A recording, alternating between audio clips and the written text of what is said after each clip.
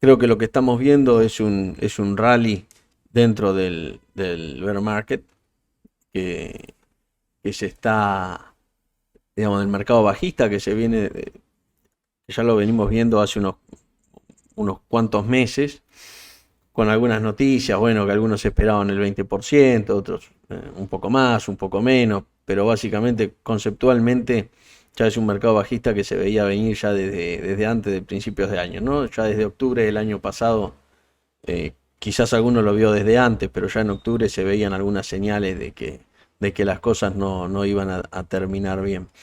Hoy lo que estamos viendo es eso, o sea, hoy tenemos dentro del mercado bajista, lo venimos diciendo, va a haber movimientos al alza y movimientos que van a tener más o menos euforia.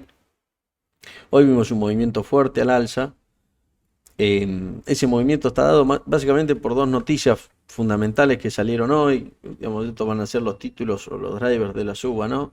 Los datos de las ventas de viviendas de las nuevas casas, digamos, que supera la expectativa, y el índice de expectativas al consumidor, que no es el sentimiento del consumidor, que es más actual. El índice de expectativas, como la palabra lo indica, es a futuro, con una leve mejora.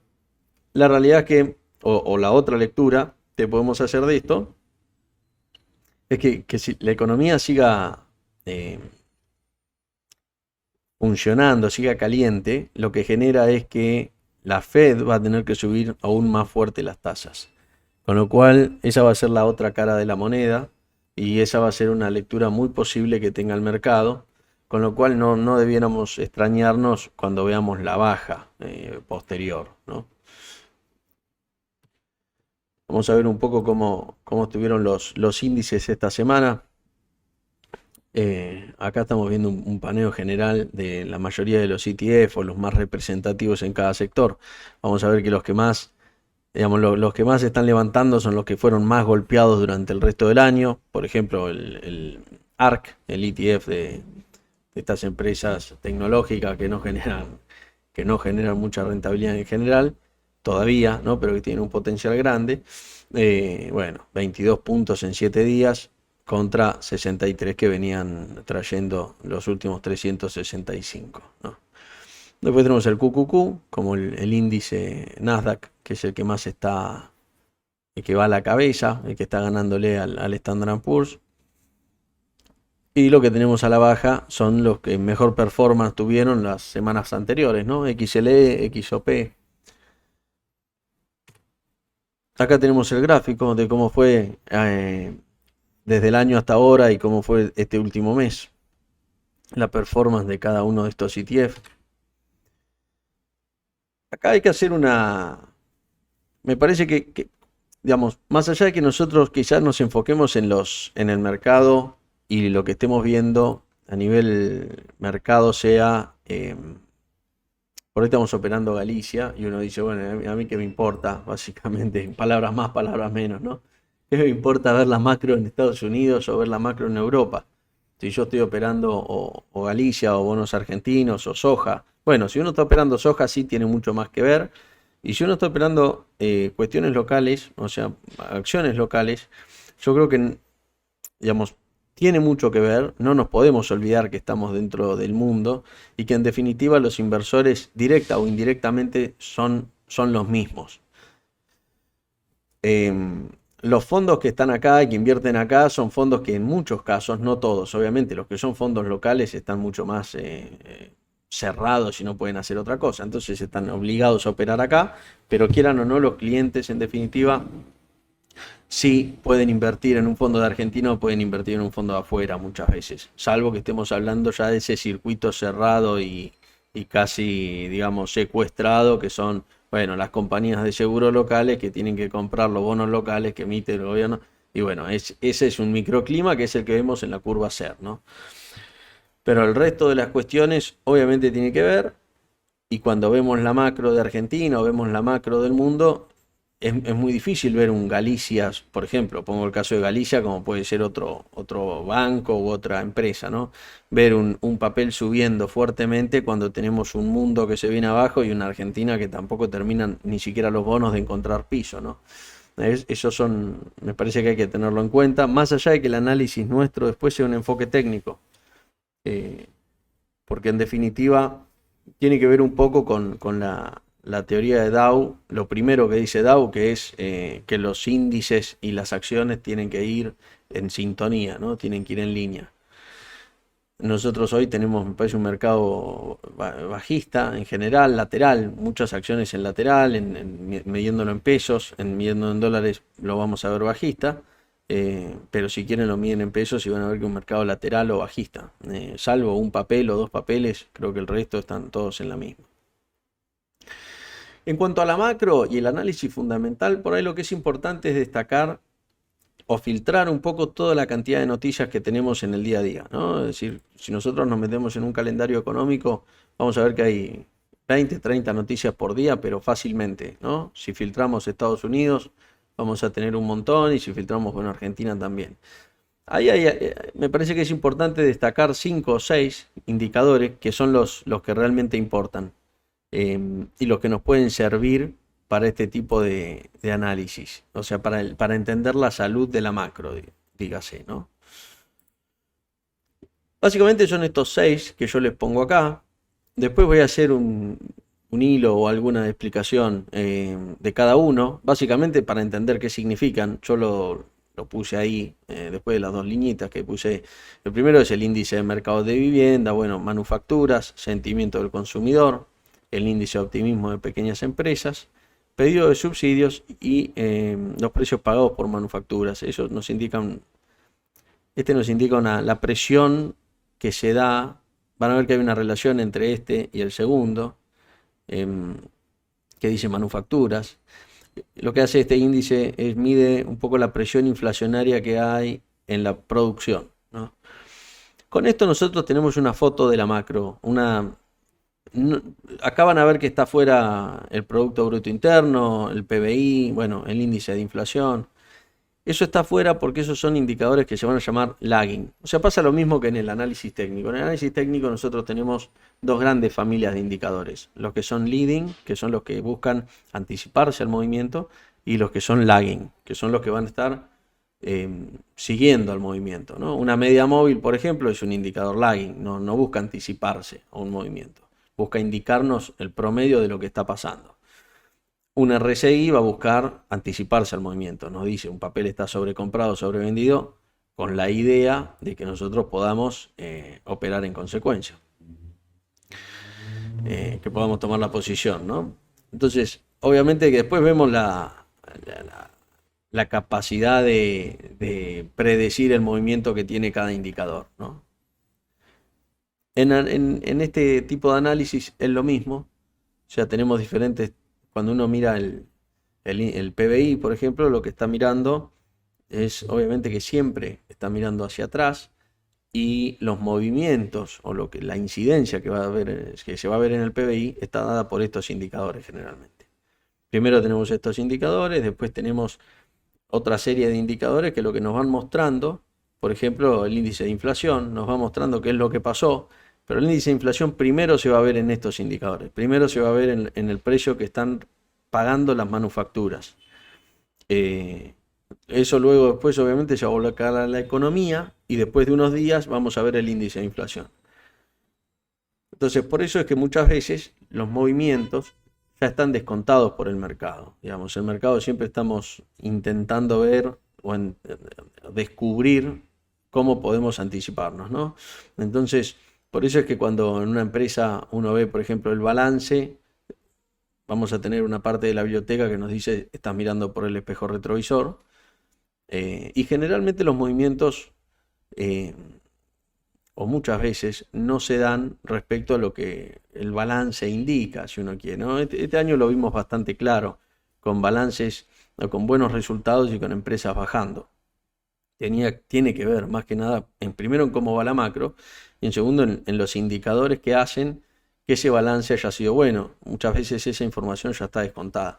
En el caso de Argentina, yo me acuerdo, hace unos años, por ejemplo, había una empresa, o está la empresa obviamente, Mirgor, y había un gran expertise ahí en estudiar día a día casi. Yo no sé si seguirá estando, eso era un grupo de gente que lo hacía. de traders, cuántos celulares vendía, cuántos aire acondicionado había colocado, qué si estaba colocando más aire acondicionado, en qué autos y en cuáles no. Y entonces cómo estaba la venta de autos para saber cuántos aire acondicionados iban a colocar y para... Bueno, había todo un análisis a nivel gestión que se entendía que mediante algún modelo que ellos usaban, yo no lo sé porque lo veía medio por arriba, que eso les indicaba cómo iba a ir el balance. Entonces, claro, el balance estaba en gran parte descontado esto, ¿no? Eh, bueno, pues ahí están los riesgos, ¿no? De este tipo de análisis. Sale uno y dice cualquier número, pero era bastante fiable, me parece. Pero a lo que veo es cómo es el proceso de descuento de esa información en el mercado. Yo creo que esto es interesante a nivel de Estados Unidos, a nivel local tenemos otros, pero básicamente es lo mismo, es la misma idea que vamos a buscar. Y acá tenemos, la verdad es que el barómetro político acá en Argentina hoy es muy importante. Estamos viendo unos bonos, estamos viendo una curva de bonos que está complicada, ¿no? O sea, mucha eh, incertidumbre es la palabra. La verdad es que nadie sabe qué hacer. eh, en líneas generales, hablo de los fondos, ¿no? Los fondos lo que están haciendo es intentando reducir riesgo lo máximo posible. Este mes hubo un canje, esta semana hubo un canje que lo que hizo fue rolear parte de la deuda que vencía a fin de mes, de forma tal que haya menos vencimientos a fin de mes y que sea menos, eh, de bajar un poco esa volatilidad y esa incertidumbre en cuanto al vencimiento. La curva SER, los rendimientos son, estamos viendo bonos por arriba del 20, más SER, ¿no? Es bastante alto. Y después, bueno, también todos los vencimientos que estamos viendo, la verdad es que son todos frente a lo que venía. Hoy subieron un poco incluso las tasas. Esto es una foto al cierre de ayer.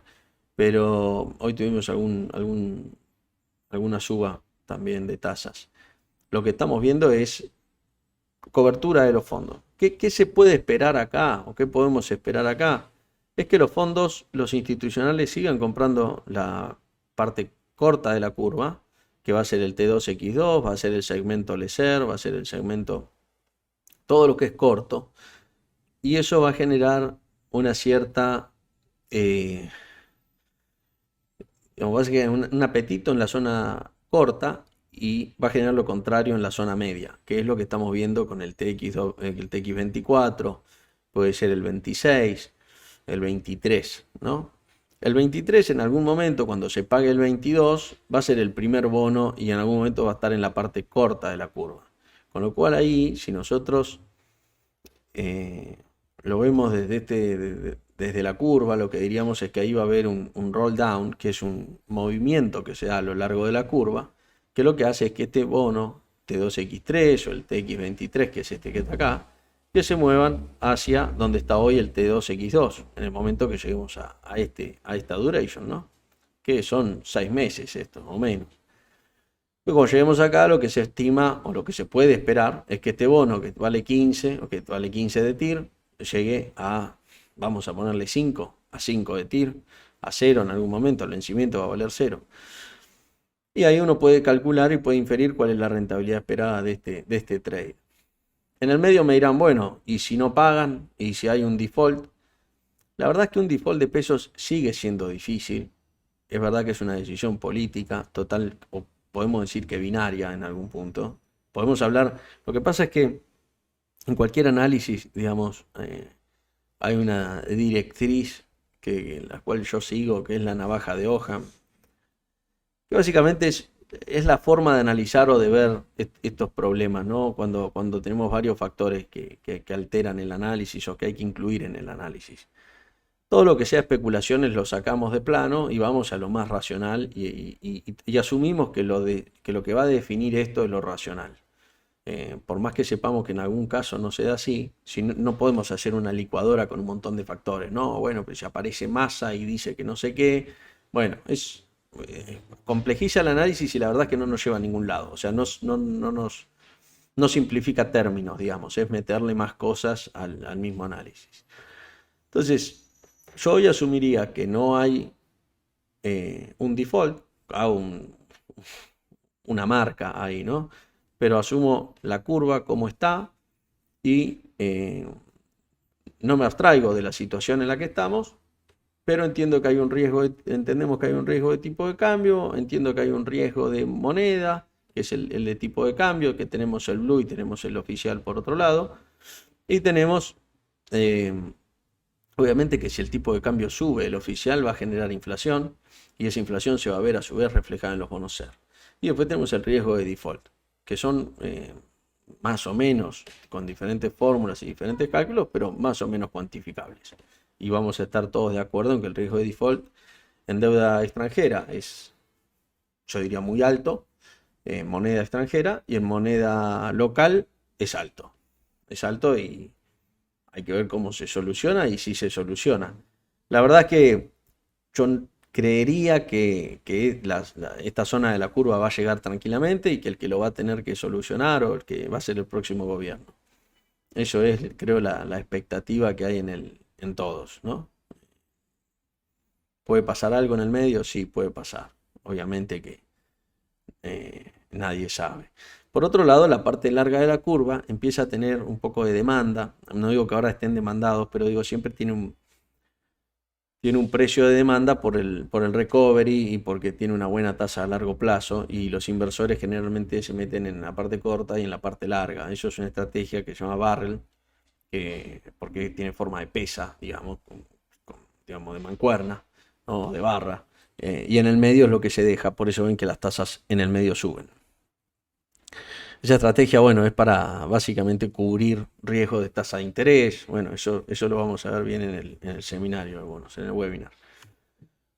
Si vemos, para terminar el tema de la curva, si analizamos contra otros bonos, contra los bonos que tienen Badlar o tasa fija, no estamos viendo que tengan la misma, si queremos, el mismo riesgo de default, la misma percepción. Y la realidad es que todos los bonos, si hay un default, no un default, pero una reestructuración, van a entrar todos a lo mismo. Acá tenemos la curva dólar. La curva dólar, dos notas, la vemos hoy, sigue subiendo la tasa, parece que no encuentra piso. Y acá vamos a ver diferentes cosas. Creo que es un análisis o algo que estamos viendo muy seguido en el mercado. Tenemos la mitad de la biblioteca que nos dice que están baratos de remate y hay que comprar y que uno no se lo puede perder. Y tenemos los otros que dicen que Argentina sigue siendo carísimo y no sé cuánto, y que cero es el precio justo. La verdad es que yo, no por timorato, digamos, pero me ubico un poco en el medio. Acá tenemos dos cosas que son las notas que intenté poner acá. Por un lado tenemos el análisis de paridad. La paridad tiene sentido. ¿Por qué analizamos la paridad en el caso de los bonos? Más que nada, en este caso, en donde, digamos, asumamos que la premisa es vamos a un default, ¿no? Pues si no vamos a default, los bonos tan baratos, ¿no? Ahí sí no hay dudas. Entonces, la pregunta es, si vamos a un default, o vamos a una reestructuración de deuda, mejor dicho, ¿los precios de los bonos están baratos o están caros? Creo que ahí, en esa premisa es donde surge la duda. Entonces, la paridad lo que nos da es lo que llama el recovery rate, que es la tasa de recupero. Entonces, no es cierta la tasa, o sea, la tasa se puede inferir, se puede estimar. La tasa de recupero es, por ejemplo, cuando se hicieron los diferentes canjes o se hacen los diferentes canjes, cuando básicamente el emisor lo que dice es, pago tanto, del 100% que te debía, te pago el 54, te pago el 58, te pago el ¿sí? Te pago el 70, pero en diferentes cuotas. Eso es el recovery rate. Entonces, en ese escenario, o digamos, en esa línea, lo que nosotros tenemos ahí es el análisis de la paridad, ¿no? Si nosotros tenemos que la deuda, la reestructuración de la baña se hizo un 75%, es un 25%. Esa fue la reestructuración que más quita se hizo. Generalmente están en torno al 50%. Pero bueno, esa vez se logró hacer a esa tasa. Entonces, depende mucho de esa tasa que nosotros estimemos, es si los bonos en términos de paridad van a estar caros o baratos. Es decir, si nosotros, bueno, acá estamos viendo la TIR, ¿no? Pero sabemos para los que no están al tanto, los bonos están 20 y pico de mango, 20 y pico de dólares, 22, 24, digamos. En ese escenario, vos irías con un bono de 22 dólares y te reconocerían 25, por ejemplo. Y esos 25 te dirían, bueno, te lo voy a pagar en este paquete o en esta canasta de bonos. Ese es el recovery rate, por eso se mira la paridad. La TIR lo que nos mide, bueno, es el rendimiento, que es lo que nos mide el rendimiento histórico, para entender un poco si la Argentina estuvo en momentos así o estuvo en momentos peores. En cuanto a paridad, yo creo que no estuvimos peor, la verdad. Creo que no tengo toda la serie histórica, honestamente, pero creo que estamos en el peor de los momentos de paridad o casi. Me acuerdo, creo que el peor golpe que tuvimos fue en el año 2008 con las AFJP. Ahí hubo un momento medio de mucho ruido en donde la AM11, el RG12, en el RO15, pero el AM11 era uno de los que más le había pegado, o el RO15 creo. Esos habían tenido una paridad muy baja.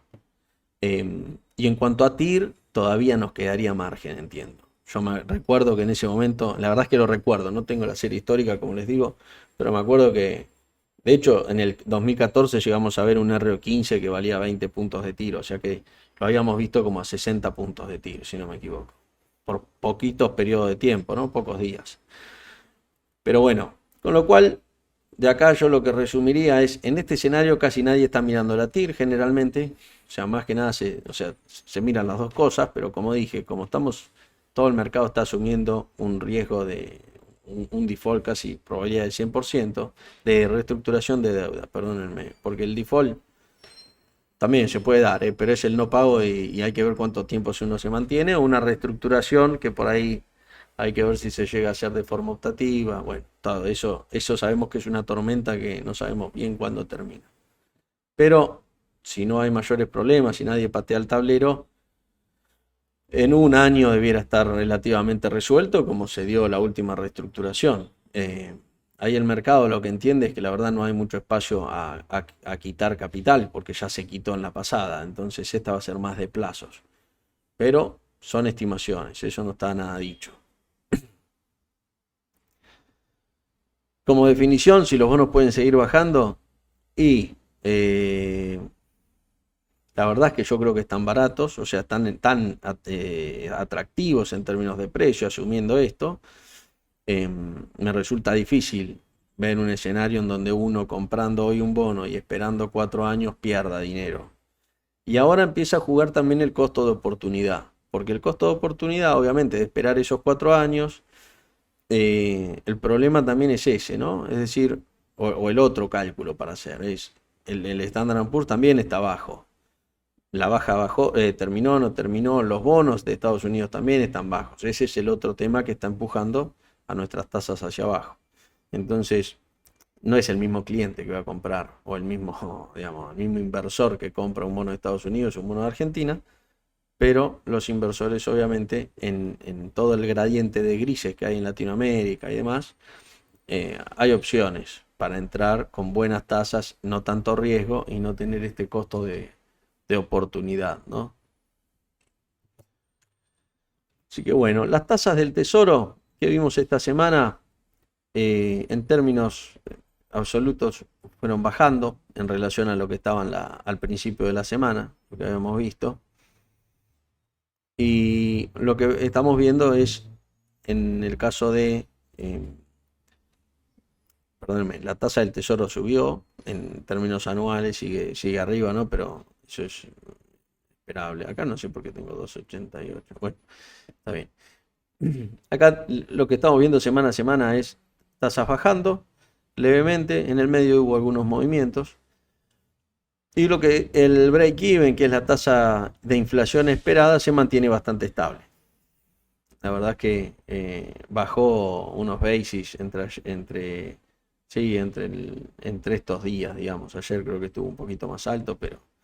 Y en Argentina lo que estamos viendo sí es esta diferencia, que es la break-even rate calculada en Argentina, que se empieza a despegar, una inflación esperada bastante alta a hoy, durante el año 2023 y mucho más baja durante el 24.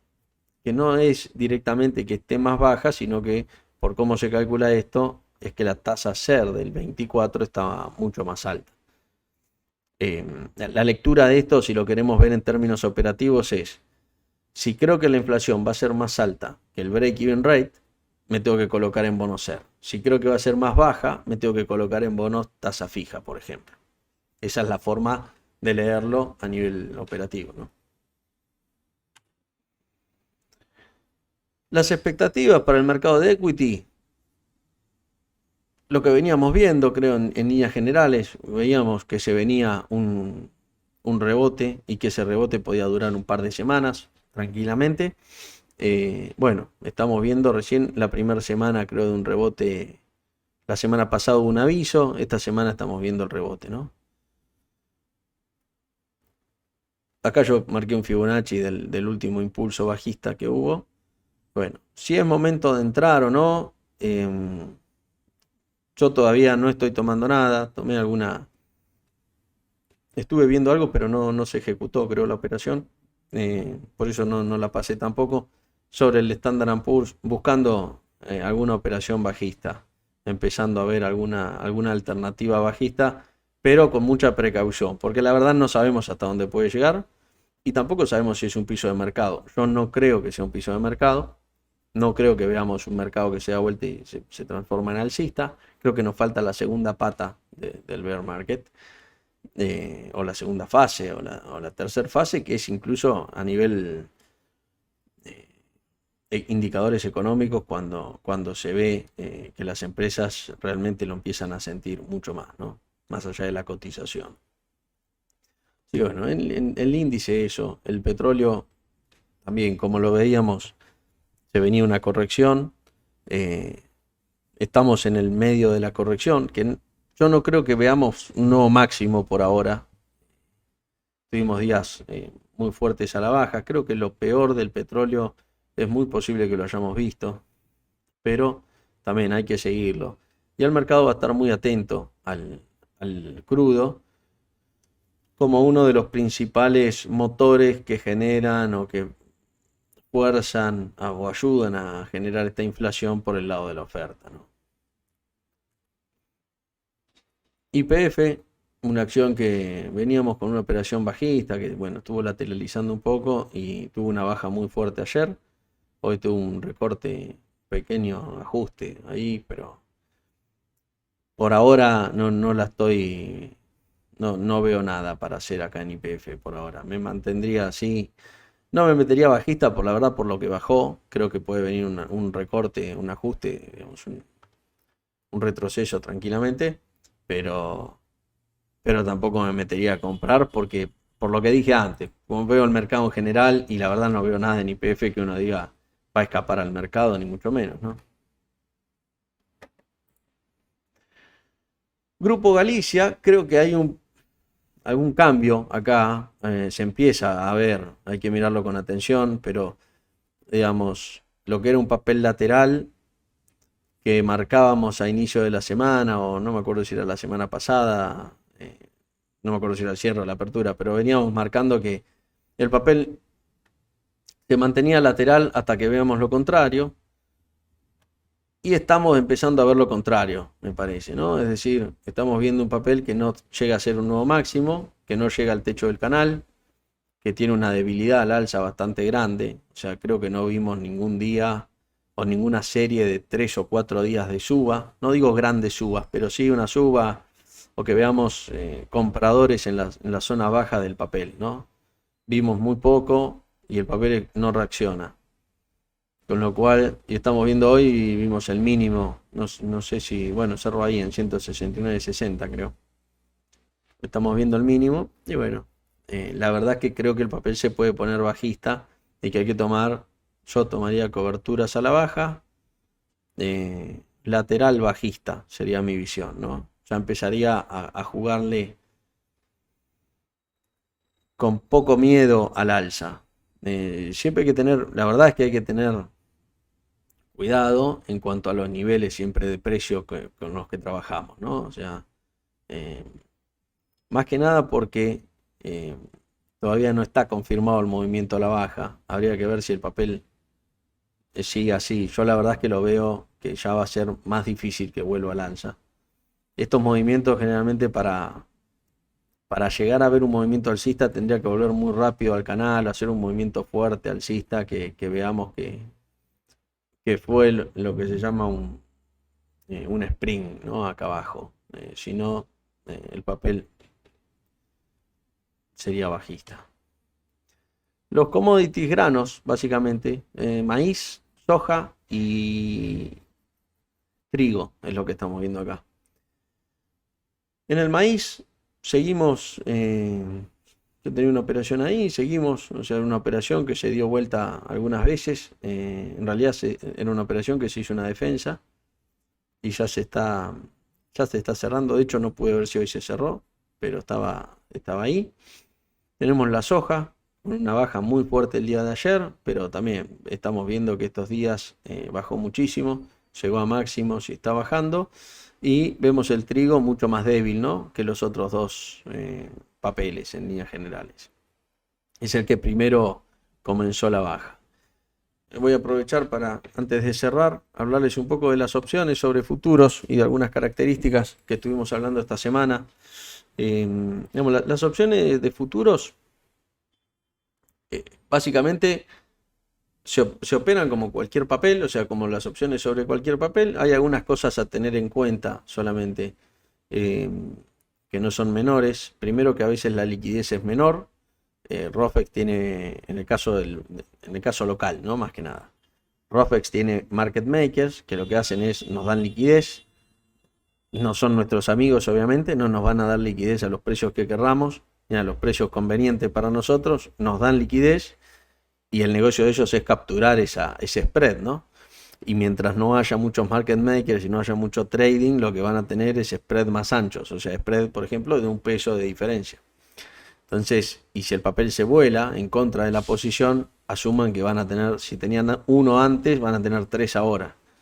Con lo cual, eso es un riesgo y es un costo, hay que tenerlo en cuenta. Yo lo digo como para que si alguien se quiere meter y quiere probar, que se meta con una opción, que no se metan con X%, con el 2% si quieren de lo que hubiesen hecho, para que no se metan con una posición de lleno como podrían hacer en Galicia y bueno, después tengan ese momento. Diferencias, cada vencimiento es un contrato, o sea, cada vencimiento es un subyacente que opera diferente, la opción opera sobre un contrato específico, entonces hablar de junio no es lo mismo que hablar de mayo del 23, hablar de junio, hablar de noviembre y hablar de mayo del 23 son tres activos diferentes con opciones diferentes. Eso es importante porque las coberturas y todo funcionan de forma diferente. Se operan en dólares oficiales. De hecho, si ustedes tienen matriz o tienen el i3, no sé, pues lo empecé a probar ayer, está bastante bueno, me gustó mucho, pero no sé si les muestra el total. Pero si no, en matriz, ustedes pueden hacer la prueba cuando ponen la cantidad y ponen el precio, les dice qué monto están operando. Y les dicen, en caso de futuro, les va a decir el monto en dólares. Esos dólares son al oficial.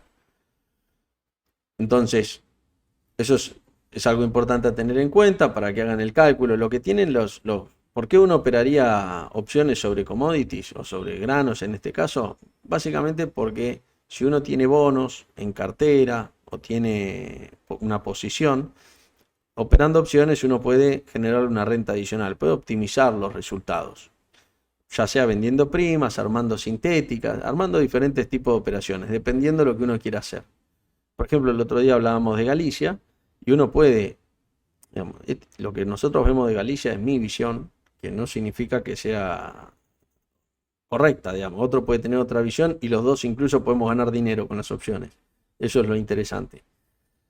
Entonces, alguien que quiere comprar Galicia puede comprar el papel o puede armar determinada posición que replique el movimiento al alza de Galicia.